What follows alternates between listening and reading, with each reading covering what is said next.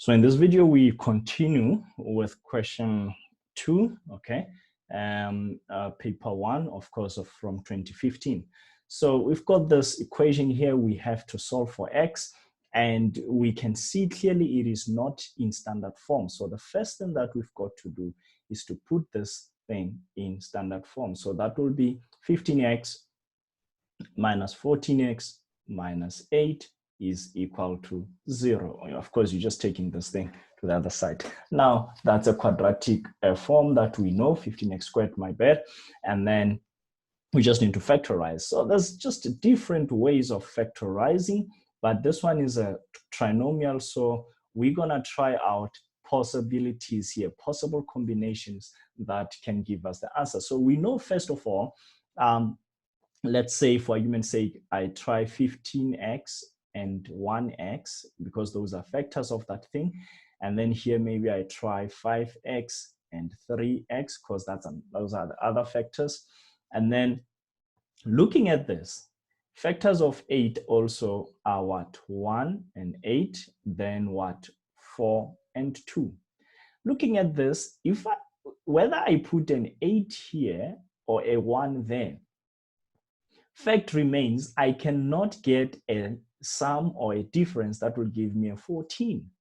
So we can see already that 8 and 1 are quite a bad idea at this point. Even worse is 2 and 4. Even if I put a 2 there and a 4 there, it will not work because I'm going to get a 30. And how is 30 minus 8 going to reduce to minus 14?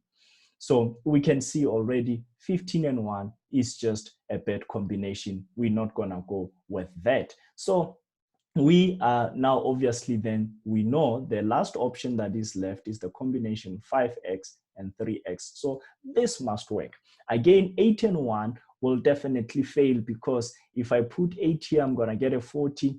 Even if I put a 1 there and an 8 there, that thing is 24, that thing is 5. How are those numbers going to get me to a 14? So clearly it fails. But the good thing that I can do here is if I put a 2 there and a 4 there, I know that 4 times 5 is 20, and then 20 minus 6 is 14. So I know this has got to work. The next debate then is what should be the signs in the brackets, okay? So I just look, I want between 20 and 16, the biggest number should have that middle sign, the sign of the middle term. So that's gonna be a minus, and this is gonna be a plus.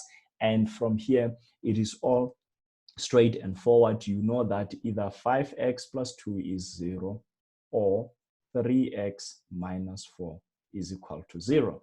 And therefore, x is negative 2 over 5, or x is 4 over 3. You can say 4/5, or yeah, whichever way you want. That's cool. Right, guys, the next question that we look at here is 2.1.2. And I have an equation in terms of exponents. Okay, so this is very easy, straightforward. I must write 125 in base 5. And if you know your cubes well, that 125 is one of the perfect cubes, then this shouldn't be a problem. Of course, you would have tried it in your calculator. You would have started with 5 to the exponent 1 to the exponent 2. When you get to the exponent 3, you realize you have arrived. So this thing, I can just rewrite it as a negative exponent, and therefore x should be negative 3. That's it, 2 marks in the back. So let's quickly then solve for this inequality. I'm going to change the color of my pen and clear up my screen here because we are now on question 2.2. And then starting with 2.2.1, we must solve the given inequality 3 into x plus 7 less than x over 2 plus 1, right? And again, guys, the drill is really the same here. We have to kind of solve for x. So we will start by simplifying the brackets. 3x plus 21 less than x over 2 plus 1. I don't want a fraction, so I'm going to multiply by the LCD, which is 2. Every term must be multiplied. So this here will be 6x plus 42. This is less than x plus 2, okay? Oh, my less than is not really less than, right? Then I group like terms. I have 5x less than, take that thing to the other side, is minus 40. Then I divide by 5 on both sides. I get a minus 8. I have solved for x in the inequality. Representing this on the number line simply means I gotta check my critical values, and minus 8 is a critical value. Where is this arrow pointing? Leftward. So I've gotta have that, and I've gotta have that circle there. Leave it unshaded to show that actually this thing minus 8 is not included. Why? Because I have strictly less than. If it was less than equal to, then I would have shaded that in. I hope that is clear. The last question, one of those word problems that are a nightmare to most learners, I know. So I'll try to really slow down on this one. Let's read this carefully. Mary gave 1/3 of her money to Nazim. What is 1/3? That's a fraction, 1/3. 1/5 of her money to who? To Elwe2, that's 1/5. Then there is an additional piece of information. Elwe2 received 28 less than Nazim. So this expression here is going to be in terms of what? Nazim's money.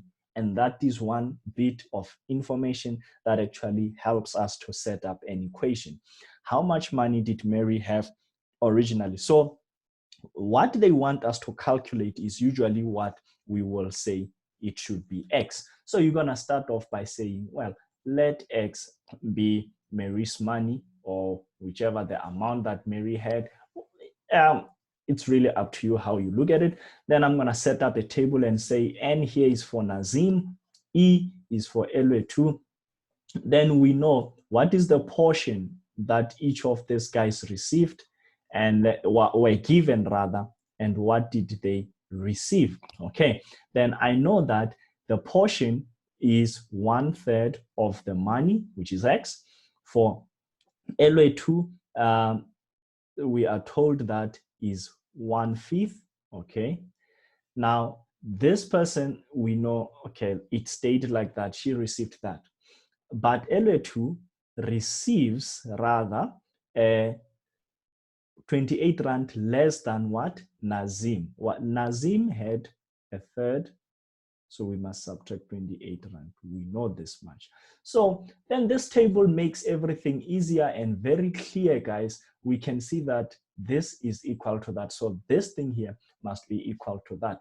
Therefore, my equation then, solving for x, I have 1/5 of x is 1/3 minus 28.